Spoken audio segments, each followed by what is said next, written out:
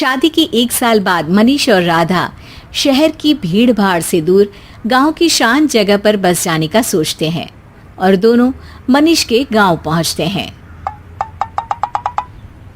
मनीष की अम्मा एक पुराने झूले पर बैठी उनकी राह देख रही है।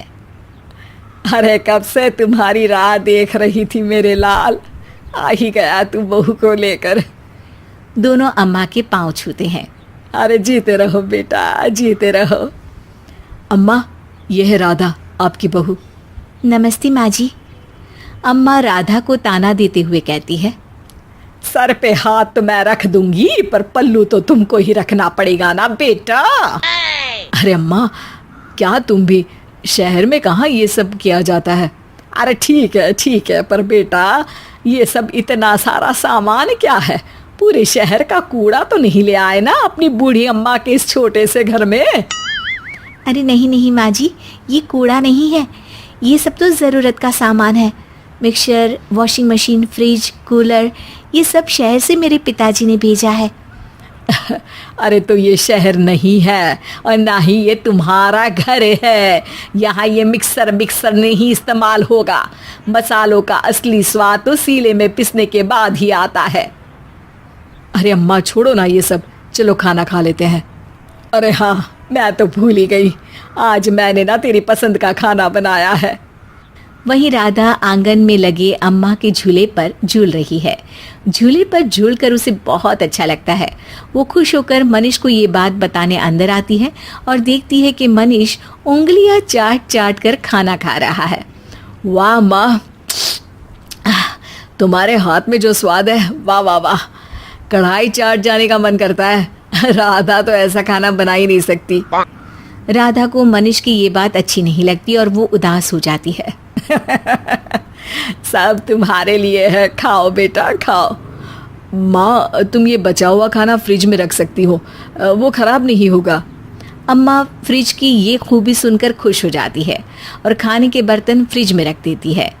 दिन बीत रहे होते हैं, लेकिन राधा और अम्मा के बीच में कोई खास बनती नहीं। किचन में इस बात को लेकर लड़ाई होती रहती है कि खाना मिक्सचर से पीसे मसाले से बने या सिलबट्टे से पीसे मसाले से, पानी फ्रिज का पिया जाए या मटके का। पर जब जब बहस होती है तब राधा झूले पर बैठकर अपना मन बहला लिया करती है। बहुत गर्मी थी, इसलिए मनीष कूलर भी अम्मा के कमरे में रख देता है। इस बात पर राधा को गुस्सा आ जाता है। एक दिन परेशान होकर राधा अम्मा से कहती है, अम्मा, मैं सोच रही थी कि हम साथ रहते हैं पर अलग अलग काम करते हैं, खाना बनाते हैं, क्योंकि हमारी बनती ही नहीं है, तो साथ रहकर दुखी क्यों रहे, बंटवारा ही कर लेते हैं ना। अम्मा गुस्सा हो जाती है। अरे ये क्या कह रही हो? आज तक इस घर में हमने कभी बंटवारे का नाम तक नहीं लिया और तुम्हारे आते ही घर के तोड़ने की बातें होने लगी। उसमें गलती क्या है भला?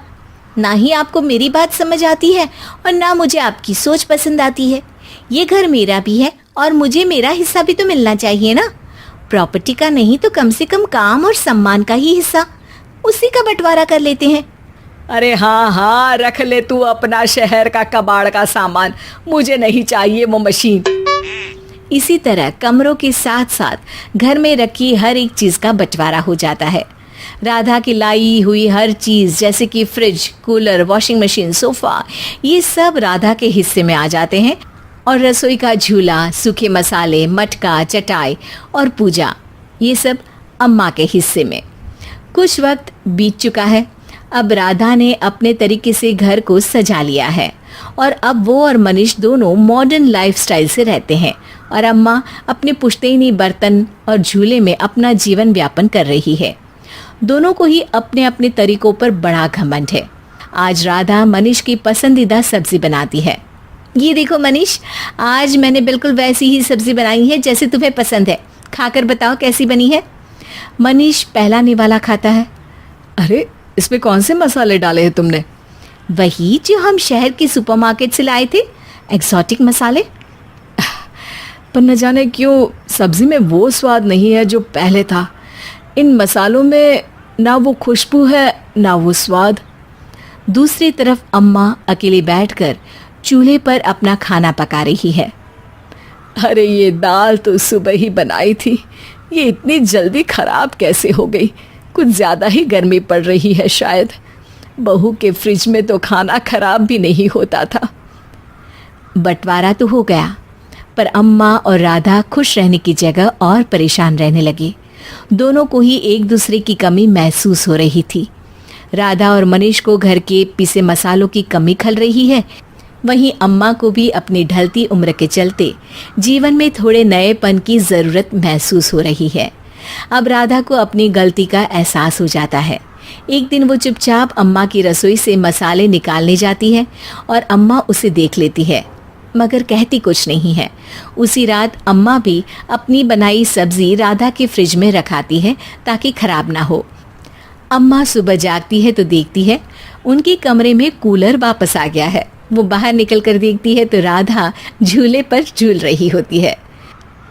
राधा मुस्कुरा देती है। झूला झूलते हुए वो बच्ची की तरह हंसती है। मनीष उठता है। अम्मा और राधा को देखकर वो कहता है, चलो अब से अच्छा खाना खा पाऊंगा। राधा अम्मा से माफ़ी मांगती है और अम्मा राधा से माफ़ी मांग लेती हैं। दोनों समझ जाते हैं कि बहू की नई सोच से घर के काम आसान हो जाते हैं और सास की पुरानी चीज़ों से घर घर जैसा लगता है। बंटवारा टल जाता है, घर का नज़ारा बदल जाता है।